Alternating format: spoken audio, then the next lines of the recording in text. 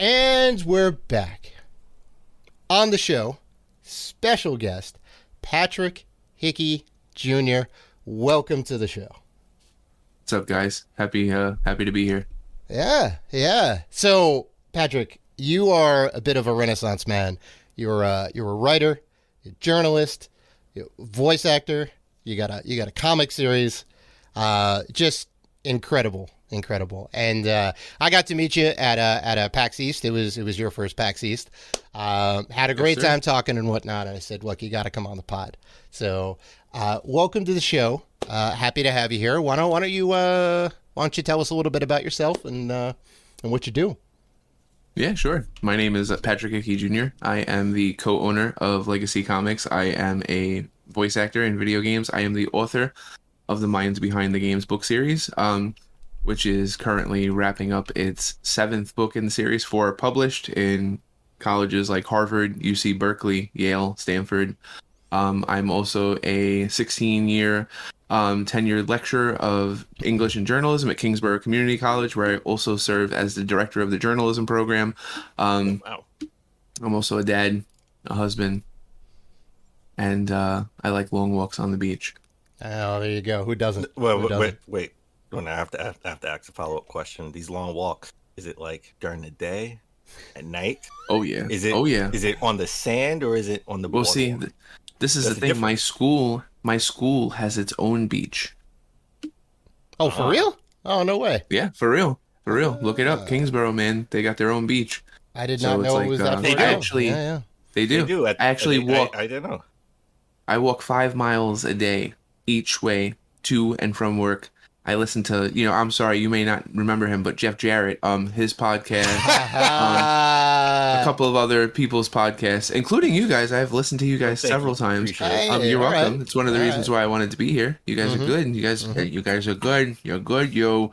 And, I walk to work, get my endorphins going, and then I always end the walk with a nice little walk by the beach, and then I get ready and teach my classes for the day. So yeah.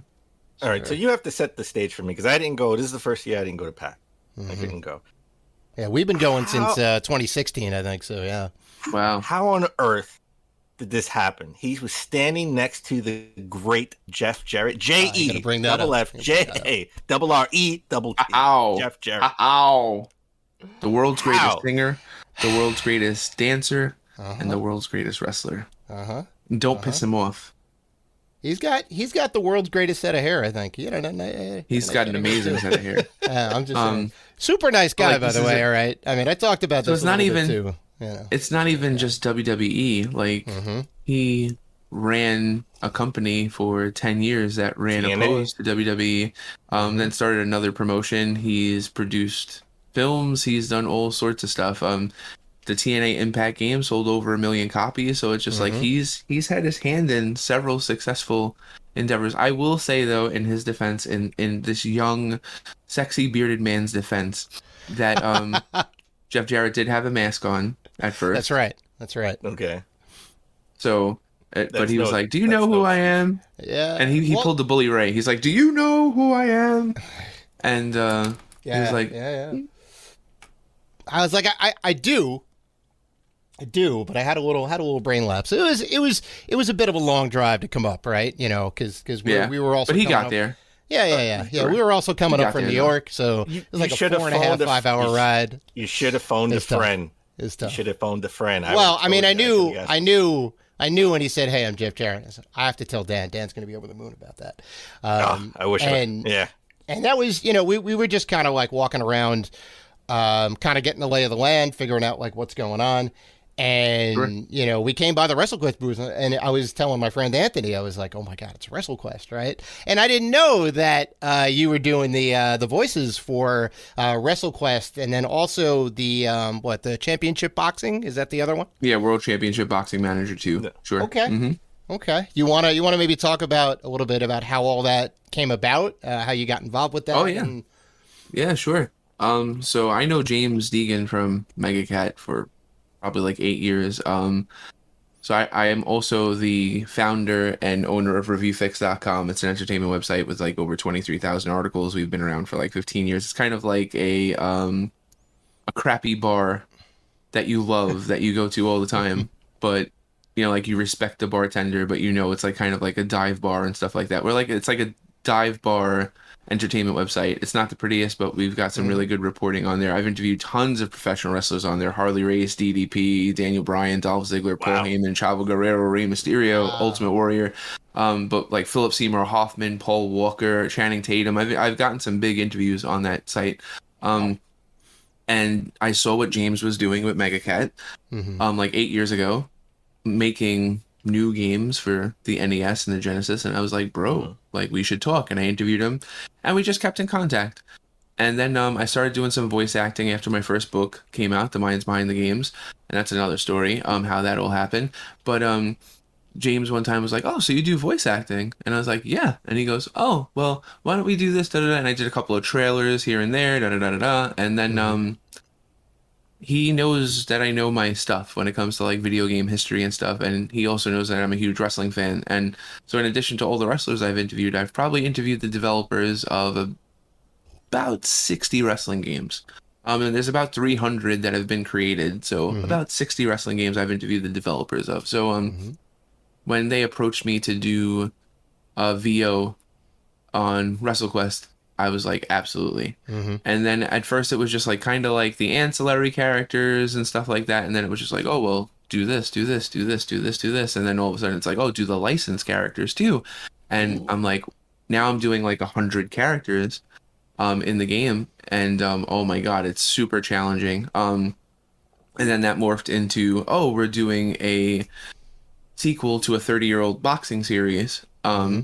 And I'm like, oh, World Championship Boxing Manager? And they're like, wait, what? And I'm like, yeah, dude, that game is like, that's a super important game. You know, that's like one of the landmark, like, sports strategy games, like sports managerial sims. And they're like, do you want to do voice on it? I'm like, sure. So now I do voices of like 30 characters in that game as well. So it's my relationship with Mega Cat is just a testament to like keeping bridges open, helping people when you can help them. And opportunities change and roles change throughout time. And if you're just open-minded and you always want to help people, people are going to grow with you. And that's what happened. Mega Cat kept growing, I kept growing, and we just continued to work together in very small ways. And then when we found a way to really like work together, we took advantage of it. And I'm like super happy working for them. They are just like top notch. I don't even want to call them like an indie developer anymore, because it's just like I remember them from 8 years ago, and they're a much different company than they were then. So that's how it all started. And it's been a ton of fun to just work on WrestleQuest. What was your most like challenging character to voice? Oh, a lot of them are hard. And a lot of it is just so there's some macro voice acting and there's some micro voice acting. So I'm sure you guys know the difference. Where, you know, macro, you're doing lines where you've got to sound pretty much exactly like the person. And I can do that with like, you know, let me tell you something. Oh yeah, can you dig it? Like I can do that with the Macho Man, and I could do that with Hawk from Legion of Doom. Oh, what a rush, you know? But then it's just like other characters are a lot harder. So you've got to like nail down something that they do. So like Ted DiBiase, maybe it will be the laugh, you know, or you know what I'm saying? It's like a variation. You've got to be able to do something for those characters. So it's just like 100 characters. You're either going to read lines or you're going to like embody something about them. So every character is hard in its own way, but we ran into a situation where we were looking for a female voice actor to do female voices. Sure. And I'm like, ooh, before we get the female voice actor, they're like, yeah. I'm like, I need to do Luna Vachon. Ha! They're like, what? I'm like, I have to do Luna. If you're gonna do one female wrestler, I mean, yeah. Yeah, just because I love her. She is so ahead of her time. She's such an ass kicker. But like doing her voice, I can do it, but it shreds the living out of my throat. But I was able to really like nail it. And then Zach Manco, the lead narrative, basically the mind behind WrestleQuest was like, yeah, dude, you nailed it. Like, and so that was the hardest part, because it's just like, yeah, doing all the male voices important, yeah, but like, sure, doing one of the most female, and this is the thing that a lot of people don't know about Luna Vachon. She's the first female character in a North American wrestling game ever. So for me, it's like, I didn't know that. Yeah, wow, yeah, she's in a North American wrestling game. I'm pretty sure it was Raw. She's a female. She's a playable character. She's the first female playable character. So to be able to voice her, super important to me. I mean, it's like the reason why I wanted to do World Championship Boxing Manager, because of like the 30-year history that the game has, So it's just like the video game historian in me. Whenever I'm picking roles and stuff, if a game has a little bit more of a lineage and a legacy and stuff, I totally like want to get involved in that. And then, so when you add in the pixel art of WrestleQuest and the turn-based Japanese RPG battle system, it's just like that has something like I want to be a part of something like that, So yeah, the short answer to your question, Luna Vachon, absolutely, that was the hardest one to do. Wow. There you go. Oh. Yeah. Now, I didn't get to play championship boxing, but I did afterwards kind of research it a little bit. I was a Commodore 64 kid. So, and it's surprising that it didn't, come across my brother's copy discs and all that, right? You figure it would be into all that. But I did a little bit of a deep dive on it. Probably the only boxing manager sim, right? Yeah. And then... Ever? Yeah. I think so, right? Because they're all like... If they have any it's sim all mode, text. That's the best part. It's all text. Yeah. And the story walls is and walls of text. ridiculous. It's like, but it's funny. It's well written. It's funny. It's off the cuff. So that's the reason why I liked it, And then doing the voice. So I do the voice acting of all 3 different color commentators in the game, and then in the story mode, every male character. So imagine reading a 12-page script with like 6 different characters, and you have to play 6 different characters within the same script. It's super hard. Right. And then what doesn't make it easier is that like Zach Manco, the same writer for WrestleQuest, is also the writer on World Championship Boxing Manager. And oh man, he is hilarious. So just like you've got to read some of these lines that are ridiculous. Just straight laced, and it's like I just remember one time I kept laughing, and it's like it should have taken me like a half hour to do some of these lines, and it took me like 55 minutes, 75 minutes, and after I just go on the Slack and I'm just like, I can't stand you, and he's like, what's the matter? And I'm just like, I said dick like 6 times in like 2 sentences. And it was just like, for a person's name, for a body part, for this, for that. I'm like, you're ridiculous. You are too much. And he's just like, it was good. I'm like, no, it was great. I was like, but it was just so hard to. So that game, I feel like WrestleQuest is gonna be a huge surprise to so many people, because a lot of people that aren't expecting it are gonna be just wowed at just how good the story is, how fun the gameplay is.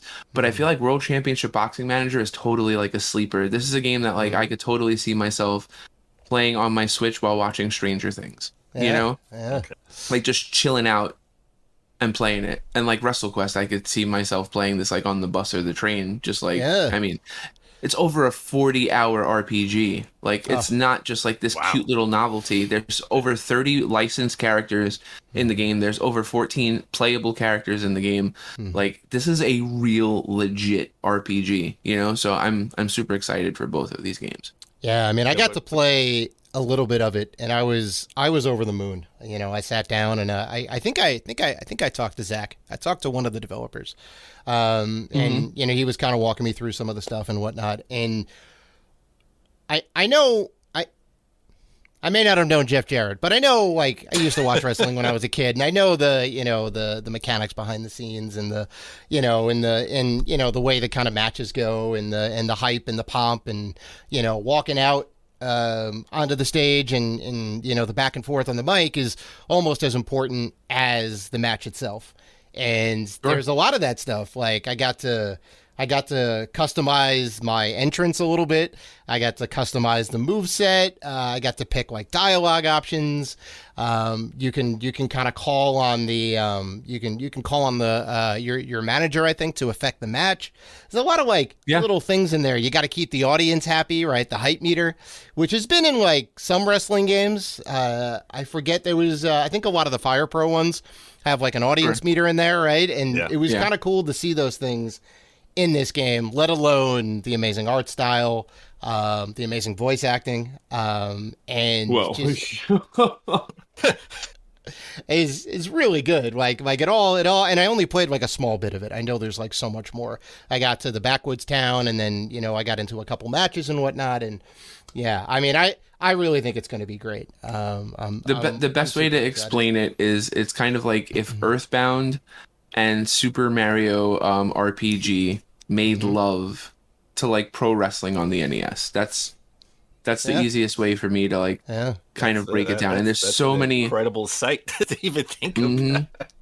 There's so many bells and whistles and like little things that are going on during the match. It's like, it's little stuff. It's like after you win a match, the referee like slides out of the ring and it makes like this stupid face. Like there's so many like little things going on in this game. And like, it's a turn. It's not necessarily a wrestling match. It's a turn-based RPG, but it has a pinning system, and you're not picking attacks like in an RPG. You're picking wrestling moves, and your summons are actually legendary wrestlers and not, Neo Bahamut or, Omni Slash and stuff like that. So it just like, it takes the best from Japanese RPGs. It takes the best from wrestling games and incorporates it. It never forgets that it's an RPG. But it also never forgets that it's a wrestling game either. That's like, those are the things that have attracted me the most to it. And being able to play it as much as I did at PAX was so much fun. And then, I mean, it's so weird to watch a game. It's weird to watch a game that you do voiceover. And I mean, I've been in like 10 games before this one. So it's just like, I've been there before. And it's always a great experience. But it's weird. But it's like, this time it's even weirder because it's like I'm literally talking to myself and answering myself in different voices, like while I watch, all the characters. So just all the characters, So it's just like I'm Muchacho Man. I'm like, oh yeah, and then I'm getting hit. The character that Muchacho Man is fighting is getting hit, and I hear, ugh! I'm like, my poor daughter. Like I would be in my man cave just doing the, and she's like, what is going on? And I'm just like, sorry. This is going to fund your new Barbie playset. Yes. Well, that's why I told her. I'm like, you're going to summer camp this year because of this. So, nice.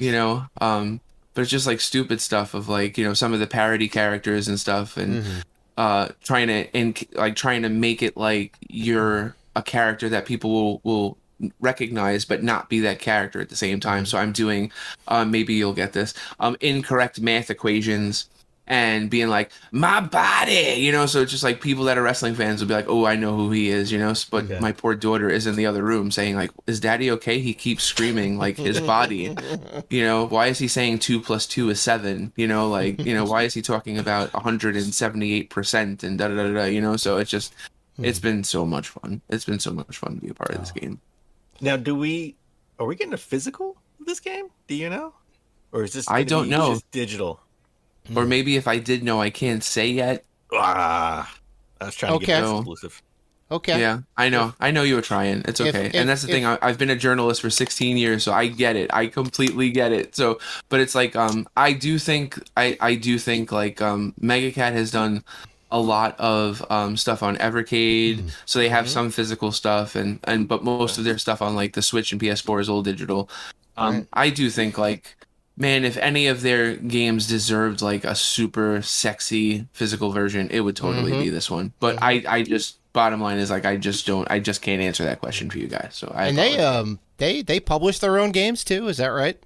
Yes, they publish their own games. They work with publishers.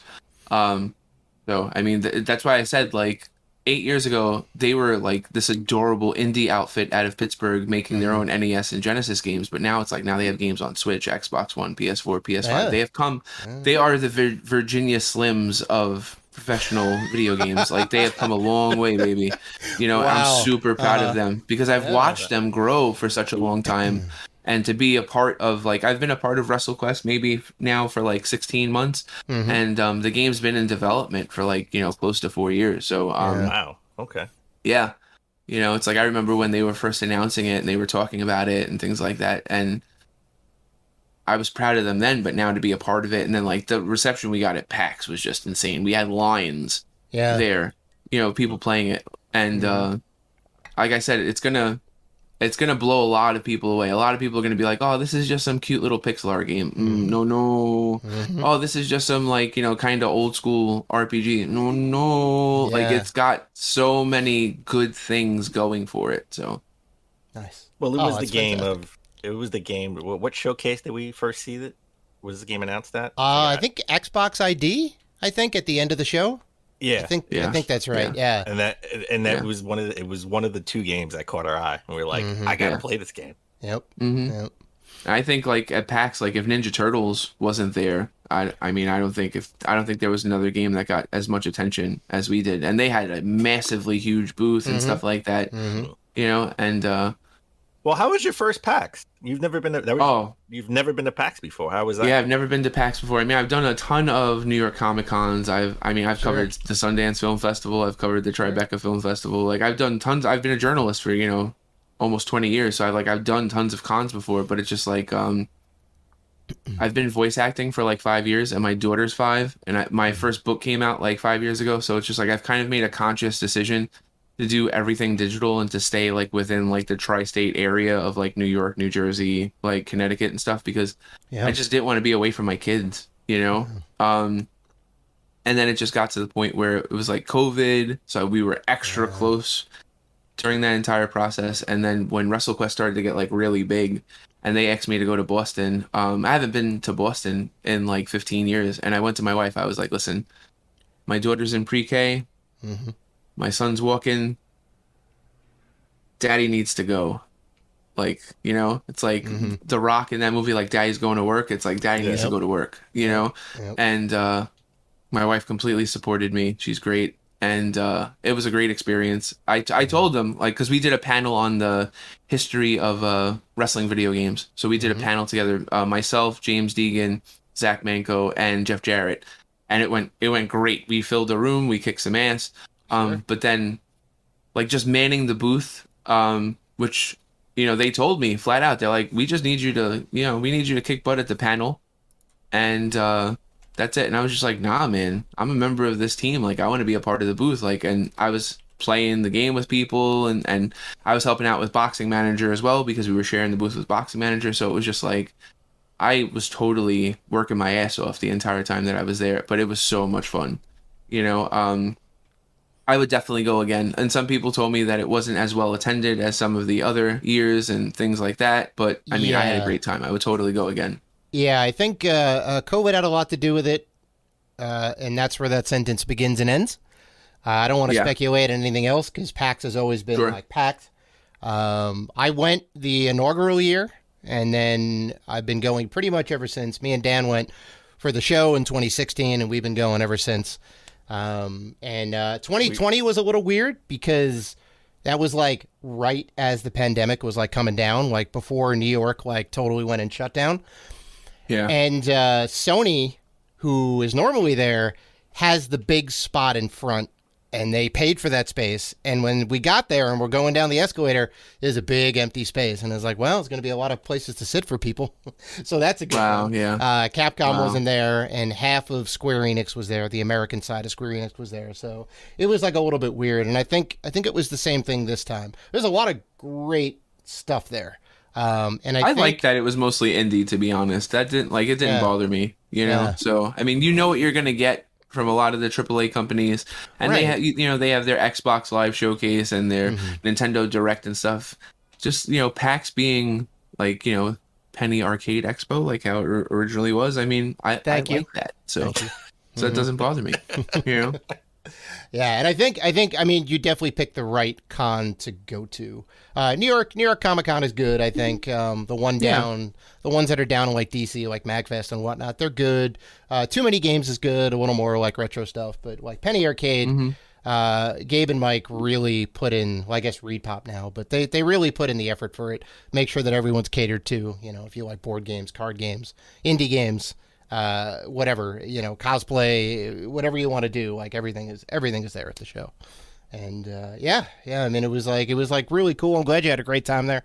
Are you going to go again? No, you going to go again next year? Is that on the cards? If I'm invited, absolutely, sure. Yeah. And that's the thing. It's like I'm on another game right now called BPM Boy from Retro Ninja Games. It's basically like Super Monkey Ball meets like Marble Madness. It's developed by Tony Barnes, who did Strider 2014 on PS4. He also did Buffy the Vampire Slayer on Xbox, and he was on the teams for Desert Strike, Jungle Strike, Urban Strike, Crew Bowl, Mutant League Football. Like, he's a legend.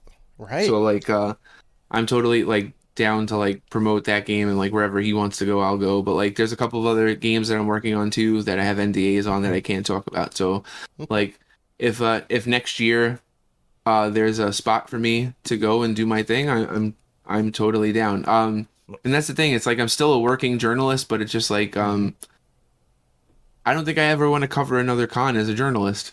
Like I just feel like I'm writing all these video game history books. I'm interviewing all these developers and stuff like that. I think like that's like my niche now. And I covered like New York Comic Con for like, 6 or 7 years straight. And I went to like, all these smaller cons. It's like, I feel like I'll interview an indie dev, once a week on my site and help out the industry that way. But it's just like, going to cons and like, I remember what that was like. Interviewing 15, 20 devs in a day and then going to like a Starbucks or a McDonald's after and editing all of your audio to get it on the site, hoping that you get some traffic to bring up your Google numbers so you can sell some Google ads and stuff like that. And it's just like with 2 kids and stuff, I just feel like I got to work a little bit smarter, and not as hard as I used to when I was in my 20s. But like I would definitely attend again as voice talent or as a writer or anything like that. Sure. Absolutely. Sure. Well, you mentioned you mentioned the book series, the minds behind the games, right? Why don't you talk a little bit about that? What was kind of the impetus for that? How that all kind of came about? Sure. So, what happened was, my wife was pregnant, and I was a journalist for over a decade, and I'm kind of like, why haven't I written a book yet? I should probably start this before my daughter's born, And I remember going to my boss at the time, like, I'm going to write a book. And he's like, yeah, you go write a book, kid. And I'm just like, okay. So I go in my man cave and I've got over 3,000 games.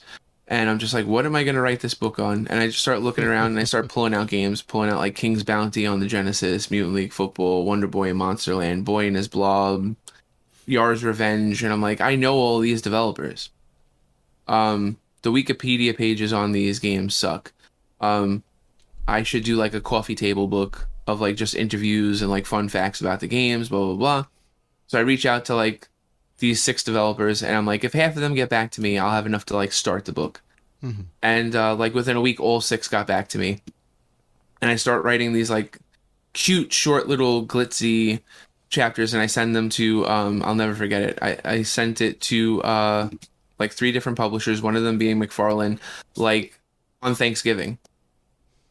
And then like 3 days later, McFarlane got back to me and was like, yeah, we want to do this, but you're a college professor, you're an accomplished journalist and stuff like that. You want to do like a coffee table book. We want you to instead to go like a little bit deeper. And like they looked up some of my other stuff. They looked up like my master's thesis, which was on professional wrestling and how people break into professional wrestling. And I worked my ass off on that. And they're like, we want like each chapter to be something like that. And I was like, wow. So you want like an ESPN like 30 for 30 like on each game, and they're like, oh my god, that's like a great idea, go ahead. So then I'm like, so I'm gonna need like 25 games to do this right, and they're like, yeah. I ended up with 36 by the end of the first book, and it worked out really good. And then what ended up happening was the first book started to do well, and I wasn't even necessarily thinking about doing a sequel. But then what happened was I pitched so many developers that like the developers that didn't get in contact with me by the time I finished the first book started getting in contact with me for the second. So then I'm just like, oh, I don't know if I'm doing another book yet. And then I had like 20, 30 developers that were like, yeah, we want to do something with you. So I was just going to do this massive sequel And I pitched the sequel to my publisher, and my publisher's like, hell no. And I'm like, wait, what? And they're like, you have enough content here for like 3 different books. They're like, for the minds behind adventure games, for the minds behind sports games, and for the minds behind shooter games. And I'm just like, oh my God, you're right. So they're like, let's sign a 3-book deal right now. And they gave me due dates for all 3, and I banged out all 3 of them. And then while I was finishing the shooter book, I was like, listen, we've done genres, so let's do consoles. And they're like, well, what are you talking about? I'm like, let's do a Genesis book. Let's do a PlayStation book. And they're like, okay. So then I was basically writing 3 books at the same time. And then I finished the PlayStation book, The Minds Behind the PlayStation Games, which is like, I sent it in like last year. So it's basically being, edited and laid out as we speak. I was finishing the PlayStation book like right at the height of COVID. And I'm just like, I need to do a PS2 book, because the PS2 to me is just like, it's such a great system. So that was the last one. I just finished that. I just sent that in to my publisher. So that's seven books. And each chapter just takes a behind the scenes look at the game. And I interview the developers, the producers. Some games it's like the localization team. Like I find like really cool people to tell me really cool stories about the games, and they're all real stories. It's not like hobnobbing or like, oh, video games are great. It's like, I slept in my car for 9 months to make this game, or everyone thinks that this game is great, but my company went out of business because of it, and we didn't make any money. But like all real stories that, like, if you want to get involved in the video game industry, this will make you think about all the positives and the negatives. I tell all these people, like, don't pull any punches with me. You can curse, you can be real. Like, I want people to feel connected with you when you tell me your story. And it's men, women, it's all people of all different shapes, sizes, ethnicities, religions, just saying why they love or have strong feelings about the video game industry. So that's, in a nutshell, that's what the Minds Behind the Games book series is all about. I'm curious, what do you think is like the most interesting, exciting, terrible, or best type of story that you've been told in one of your books? Oh, there's so many, but like I remember one story in specific. I'll never forget it, because it's like my wife was in labor, and I had gotten the answers like 2 or 3 days before, and I had glanced them over, but I hadn't read all of them. And because of COVID, I couldn't be in triage with her. I had to like stay outside until she was like ready to really like get going to give birth. So then I start reading these quotes while I'm in like the waiting room for my son to come into this world. And it was from one of the North American English localizers for Final Fantasy VII. Oh. And he's basically saying that there's like 20 guys playing through the game, going through all of the dialogue in the game to make sure that it is like as American friendly as possible, and they're all playing the game at the same pace at the same time. And then one guy goes, oh man, oh man, and another guy goes, what? And he goes, no, don't play anymore, no. And then another guy's like, oh man, Sephiroth just killed Aerith. Spoilers. And these guys are all experiencing it for the first time. These are the first people in America experiencing this death at the same time. So you've basically got a whole room of men crying over what's happening. It's one of my favorite stories that I've ever been told about video games. Another one was probably the story of EA and the original Madden. How Sega was totally pissed that EA was reverse engineering the Genesis and was creating their own cartridges. So what they tried to do was they tried to buy Madden from EA because they were not happy with Joe Montana football. And when they saw Madden play, they knew Madden was light years ahead of Joe Montana football. But what happened was the assistant producer of the time, Michael Brook, on Madden, who was acting as the producer because the producer was on vacation while all of this was going on, he told Trip Hawkins, do not sell this game to Sega. So they wouldn't sell it to Sega. So then Sega came up with another plan, which was basically, all right, so if you're not going to buy Madden, if you're not going to let us buy Madden off of you, we want you to help us fix Joe Montana. So what happened was Sega let go of like the entire development team for Joe Montana football, and EA finished Joe Montana. Didn't get any credit for it. And so basically EA has the best football game on the Genesis, and then they help shape their competition. But there's another funny story connected to that. Where while they're finishing Joe Montana football, they put instant replay in Joe Montana football and not in Madden. It worked, and it worked great. And they were like, oh my God, what did we do? So then Michael Brook, in his infinite wisdom, and I mean this, he's one of the smartest people I've ever met in my entire life. I love him. He wrote the foreword to my Minds Behind the Sports Games. He goes, man, we just called up Sega, and Sega was like, oh, how you guys doing? Are you guys going to make Deadline? Are you guys doing great? Blah, blah, blah. And he's like, yeah, we're doing great, but man, that instant replay is really like causing us problems. If we could take that out, we'd be finished with the game right now. We could send you a build right now. And Sega was just like, yeah, take it out. Not a big deal. So that instant replay ended up in the next Madden, and obviously not in the next Joe Montana. Yeah. So each chapter of the book, so just like now I'm through 7 books. So I mean, there's over 200 games featured in my books. There's stories like that in every chapter where you're just like, wait, they cut what out of the game? What that could have been in the game, or that happened? And it's like I try and annoy the crap out of every single developer until I get something good from them, you know? Right. So it's just like something like A Boy and His Blob, I can get a great story from, but then SOCOM for PS2, I can get a great story. And it's just like, if you love games, these books are like something that will be totally up your alley. They're just a lot of fun to read, and they just read very homey, good conversation back and forth. And they're not lazily written. Like, there's a bunch of really great video game books out there, but like some of them are done, like they're all interviews and they're all done in Q&A. Right. I'm like, why? Oh my God. Like, I'm a classically trained journalist. I have 3 degrees in journalism. I teach journalism. I'm like, no, people like deserve a well-written, like, you know, book. So I pride myself on like telling really good stories and having them written in a way that make them as digestible and fun for the reader as possible. Nice. Yeah. Oh, that's fantastic. That's awesome. It's great when you get to, I mean, obviously you love video games, you love writing. How do I blend these two together? Right. Yeah. And, you know, it's great to see. So you say that you're working, or you just finished book 7, the PlayStation book. Yes. PlayStation 2. Yeah, the Minds Behind PlayStation 2. Yeah. Okay. When is that when is that coming out? Does that have a release? I would say the Minds Behind PlayStation 2 games would probably be out like next spring. Okay. So the Minds Behind Genesis games is supposed to be coming out like later this year, and the Minds Behind the PlayStation games is supposed to be coming out later this year too. They've been a little delayed because of COVID and, you know, paper shortage and this and that. So but I've had a book come out, one book come out a year for the past 5 years, and I don't think that's going to change this year. We're definitely going to get at least one of those books this year, and then we have 2 more. We have 2 more coming. So nice, nice. And I mean, beyond that, we also have to talk, and it's amazing. We need to know what your secret is. Is there? Do you have like time stop powers that you can get more hours in the day? Because I mean, it's amazing. We have a hard enough time just doing the podcast and doing our 9 to 5.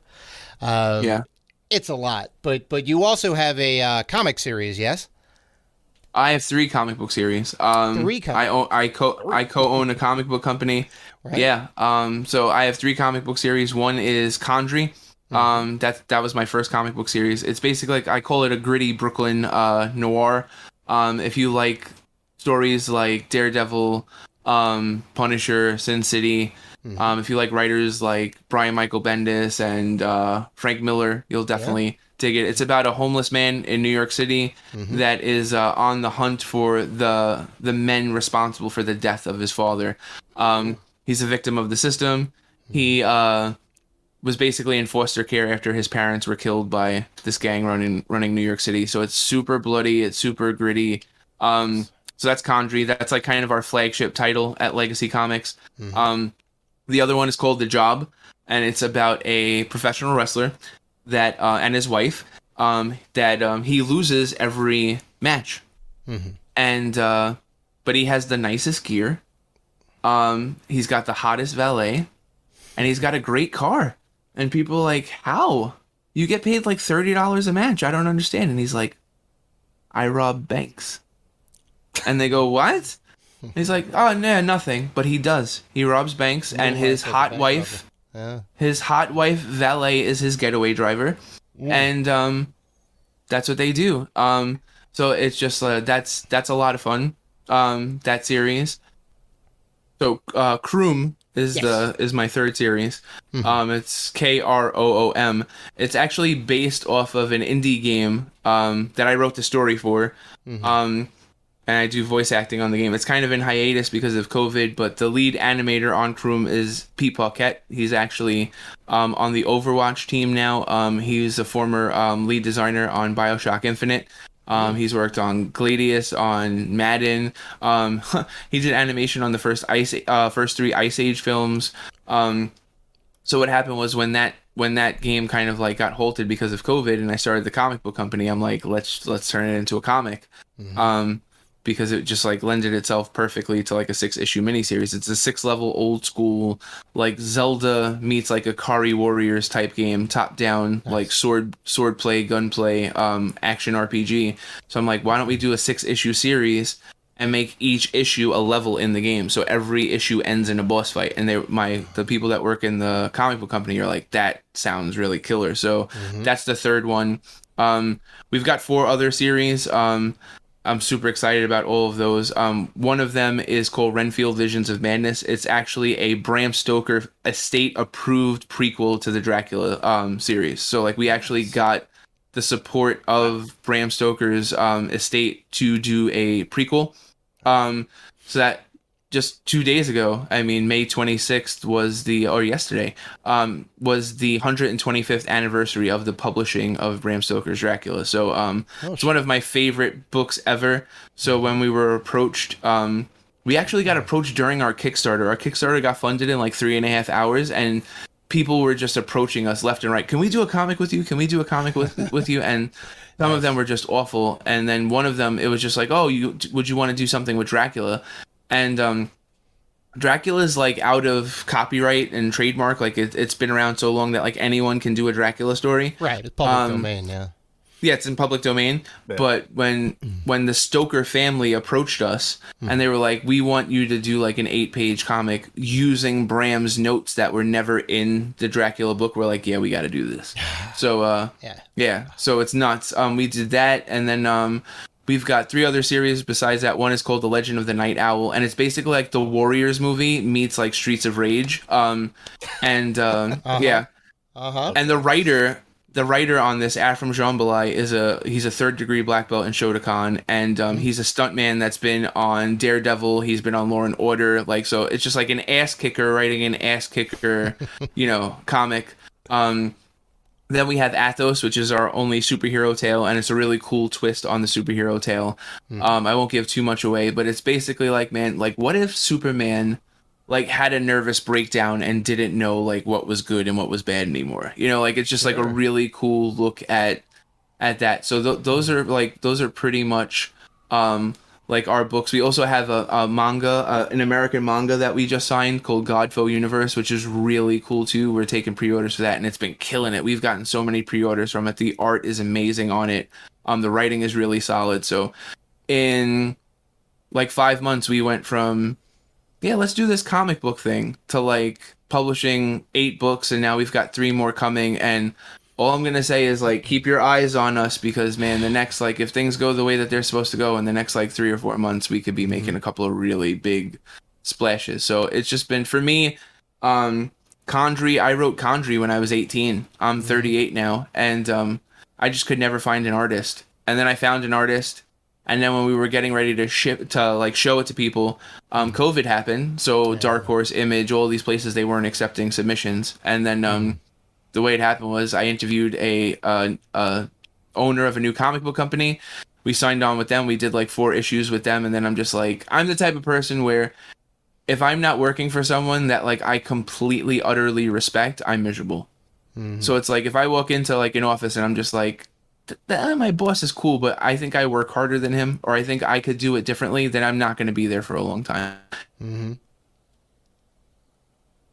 Damn. Well, that's amazing. That's why. And my wife was like, "Oh, what? Oh, can you hear me? Yes, we can hear you now. There was a minor hiccup. Oh, sorry. But like, yeah, I was complaining to my wife all the time, like, well, what if we did this or what if we did that? My wife was like, just start your own comic book company. Just do it. Just go ahead, do it. And I'm just like, okay. And we did. And I mean, it was wild. That first day, man, 3.5 hours we got to like, $3,000 on Kickstarter, and we were funded that for like not before dinner, and then we just kept going and going, and it's been a lot of fun. It's been challenging, but it's been a lot of fun. So it's just like the voiceovers, the comics, the books. It's just like I'm trying super hard to make like all of my dreams happen. Like one of our artists, Steve Conjay, he says all the time, I'm trying to make 10-year-old Steve happy. He goes, so like when I look in the mirror, he goes, I see like the 10-year-old version of myself, and I'm like, would he think that I'm cool? And I'm just like, I really think the same way. Like it's kind of like all the stuff, like I'm getting paid now to do all of the stuff that my parents said there's no future in any of it. Right. Right. I can see that. So it's just like I'm super happy right now. Like these are all the things that I've always like, wanted to do, and I'm happy that I'm healthy enough to continue to do it, and I'm happy that I got to where I am at a relatively young age that I can enjoy a little bit of a career, So all is good, man. Nice. Well, we definitely respect the hustle. I mean, that's thank you. That's some wild stuff. And we do want to say again, it's amazing for you to come on the show. Thank you. Talk about kind of all this stuff. Now, before we let you go, though, we have a tradition here at Rated G that we came up with a while ago. From our first guest up until Patrick Hickey, we ask every one of our guests the first time they come on the show. This is the most important question you will ever be asked in your entire life. All right. We need to know which game is the greatest of all time. Is that now Super Mario Brothers 3 or Super Mario World? And we're going to need you to defend your answer. So I'm just going to preface this by saying that I absolutely adore both games. I love Super Mario Brothers 2 because it's so different, but we all know why it's so different, But I just feel like Super Mario Brothers 3 changed the mold so much. And then the whistles, and it just allowed you to do so many different things. It played with the Mario formula in a way that I think no other Mario game prior did. And as much as I love Super Mario World, as much as I love Yoshi, as much as I love that goddamn cape, as much as I love the killer score and the improved graphics and stuff, it's still a pretty linear platformer where you're going from like place to place, like each level one by one and stuff, and you can still go back, and it's a great game. It's a 9.9. But man, that gauntlet that you have to run at the end of Mario 3, I don't think that's been done in another Mario game ever quite the same way. So for me, like when I beat Super Mario World, I was just like, yeah, can't stop, won't stop. When I beat Super Mario Brothers 3, I was like, I felt like I had been in a fight. Cause like going through all of those long ass levels. So for me, it's like if I had to pick between Mario Brothers 3 and Super Mario World, I would pick Super Mario Brothers 3. Sorry, Dan. He hit you with the left hook when your guard was down. I'm sorry. And it's a hard decision because I love that goddamn cape. I can fly. I want to fly with that cape. Well, the special world is super challenging, more challenging than any other Super Mario game. Come on. I mean, and then the ending of Mario World. It hits you right there, and then all the different Yoshis. Come on, keep going. I'm sweating. I've changed his mind already. Come on. But I can't change my mind. I can't. Because you know what it is, though, too? It's like, I think I was a much better gamer by the time Mario World came around. Yes. Same. You were. So I feel like maybe I didn't appreciate it as much. But like Mario 3, I was not the gamer that I would eventually become. So like for me to log in all of those hours and finally beat, I felt like the payoff was better in Mario 3. The gameplay may in fact be better in Mario World, absolutely. But I feel like the payoff for the completion of the game, I think Mario 3 did a better job. So that's why I have to stick with Mario 3. It's hard. It's like when people go to me because like I'm a big Pokemon guy, and they'll be like, "What's your favorite Pokemon?" And I'm Pokemon game, and I'll just be like, Red and Blue, and they're like, "But why? It's so slow. It's so shitty. It's so this. It's so that." And I'm just like, "Yes, but you don't understand. I played the game until the timer stopped working. You know, it was like 999 hours and 59 minutes. Like, you basically and it's hit like the kill screen, yeah. I haven't done that in any other Pokemon game since, and I've played hundreds of hours of other Pokemon games, but I have not played 1,000 hours of another Pokemon game since. So it's hard. I'm sorry, guys.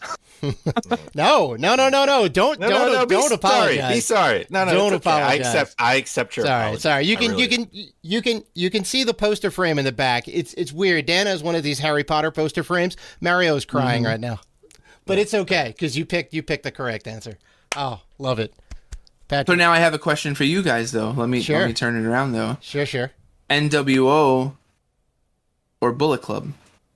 NWO, 100%. Change the game. I don't know. The original NWO. The original NWO. There were like 5 different NWOs. Yes. Okay. Original NWO. You can tell a lot about a person by what faction they like in professional wrestling. The same way you could tell a lot about a person by the game, which Mario they like. But that's the thing. It's like, Mario 3 and Mario World. It's tough. Pre Eric Bischoff taking over as the mouthpiece. Ted DiBiase being Ted DiBiase is one of the nicest people I've ever met in my entire life, I have to say. Like, I interviewed him one time, and it was over the phone. And I was like, "Oh, you're gonna be like in Jersey in like 3 weeks, right?" And he's like, "Yes." I'm like, "Before I publish this, would it be okay if I stopped by and like took a couple pictures of you for the article?" And he was like, "Yeah, sure." When I went there like 3 weeks later, it's Ted DiBiase. He's been interviewed a ton of times in those 3 weeks and stuff. I was like, "Hey, I'm Patrick." And he's like, "Oh yeah, you interviewed me a couple weeks ago. You were talking about Ted Jr." He remembered everything. Super sweet man. So, and a great talker. And a much better wrestler than anyone ever gives him credit for. Like. Should have been WWF champion. Totally agreed. Been WWF champion. Totally agreed. So, but sorry for turning the tables on you and asking you guys a question. But that's the NWO when he was like the money behind everything. Oh yeah, yep. Yeah, because it all made sense, you know. Yeah. Sure. Good deal. Awesome. Good deal. Do you also have a favorite wrestling game? What's your jam? Woo. So it's probably favorite style, maybe. I mean, because there's like the arcade ones, the Sim style. Oh yeah. Oh, it's definitely the Aki Nintendo 64 ones. But the thing is, I have I run a group on Instagram. I'm not sure if you guys have seen the hashtag before, Retro Game Mafia, and that's my hashtag. I created it. We've got over like 40,000 posts on it and stuff like that. And me and 2 other guys created it like maybe like 4 or 5 years ago. Nice. And we all support each other on our birthdays and stuff like that. So one of the guys in the Mafia gave me a English modded Virtual Pro Wrestling 2, which is basically like WWE No Mercy, but with all Japan, New Japan, like all the Japanese guys in it, and it's in English. It's one of my prized possessions. So when I went to PAX this year, I actually took it with me, and I had the whole Mega Cat team sign it for me because it's like my favorite game, and I had these guys sign it. But like, that is a smoking good wrestling game. That it's No Mercy, but with like Vader, Stan Hansen, like all of like the New Japan guys. It's so much fun. It's so good. Sure. So that's my jam. Cool. Oh, you'll actually appreciate this. It's a little bit tangential, but it all kind of ties in. Have you been to Japan before? I wish. Maybe one day. Okay. One day. Since you're a wrestling fan, I highly recommend this. I think we were in Shinjuku. I went in 2015. Well, a bunch of my friends have been before. They're big Japanophiles, and they're like, "Oh, we got to go again." All right, I'm gonna go this time. Now I have a real job. I got money and all that. And some of us ended up booking an Airbnb that was like off the main, like city area. So it was like maybe like a half mile out of the way. And we were walking there the first day, and we were walking down this main road, and there was this place, the Ribera Steakhouse, famous. On the outside, on the logo, is a picture of Hulk Hogan in the Ribera Steakhouse. Oh my God! And the smell that came out of this place was heavenly. We said, "Oh my God, we have to go back!" Right? And we went in there, and we met the guy, super nice guy. He made us a plate of steak and corn with a pat of butter and like a little piece of bread on the side. It's amazing. But then you kind of look up, and he's got everybody has been there, and they're all just they've signed the things, and I'm like, oh my God, like I was recognizing so many people, like but not Jeff Jarrett. No, not Jeff Jarrett. I had to. I'm sorry, you opened the door for that. I had a bit of a that's awesome. But look it up, the Ribera Steakhouse. You'll definitely get. I'm going to totally check it out. And funny side story too. Yeah. And watch, Patrick's gonna go there, and when he goes there, he's gonna see Jeff Jarrett up. He may have been on the wall. He probably was on the wall. Tag you. I mean, like legit, everybody, all the Japanese guys, all the NWO, WCW, WWF, there's just like a who's who of people. Like whenever they went over to Japan to wrestle, they would come by the Ribera Steakhouse and sign the thing and whatnot, and it became like this huge thing. I looked it up afterwards. I was like, it was amazing, sure. And like super nice guy. Speaking of Hogan in Japan, I know so many people that just shit all over like Hogan all the time in the United States, like he has this leg drop and stuff. If you watch some of his stuff in Japan, we're talking drop kicks, we're talking power bombs. Like that guy worked in Japan.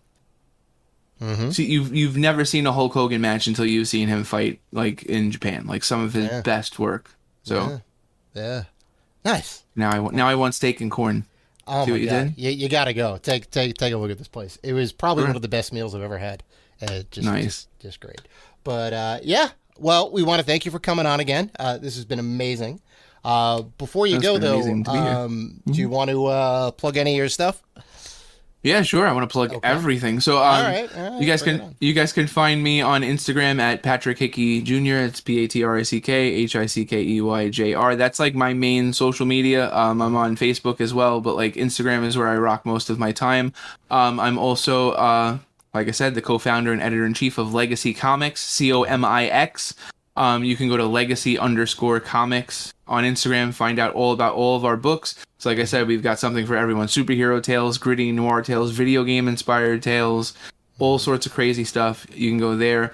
And then, you must go to WrestleQuest.com and check those guys out. That game is amazing. You can also go to Ziggurat Interactive for more information. ZigguratInteractive.com to find out more about World Championship Boxing Manager, and also check out RetroNinja.com to find out more about BPM Boy. So I'm super excited. Got so much cool stuff coming out. I can't wait for the summer to hit. More books to come out, more games to come out, and just for more people to experience all the crazy, wacky stuff I've been doing in my life. So thank you guys for having me and giving me a platform to share stuff for a while. Super appreciated. Love it. Well, check out all of Patrick's work. Check out his comics, his writing. Check out his voice acting stuff. Definitely take a look at Championship Boxing and the WrestleQuest. They are shaping up to be amazing games. That is episode 318 in the books, folks. We want to thank you guys for listening to the show, for liking, commenting, and doing all the good stuff that you guys do. If you want to interact with us or Patrick, and we know that you do, you can find him and us on Instagram. We are also on Facebook, Twitter, and YouTube at Rated G for Gamers. Also, we are part of the Gaming Podcast Alliance. You can go there and check out all the fine podcasts featured on there at gamingpodcastalliance.com if you're looking for more gaming goodness. So, please listen, like, rate, review, and subscribe. And as always, keep gaming. Oh, yeah. Can you dig it?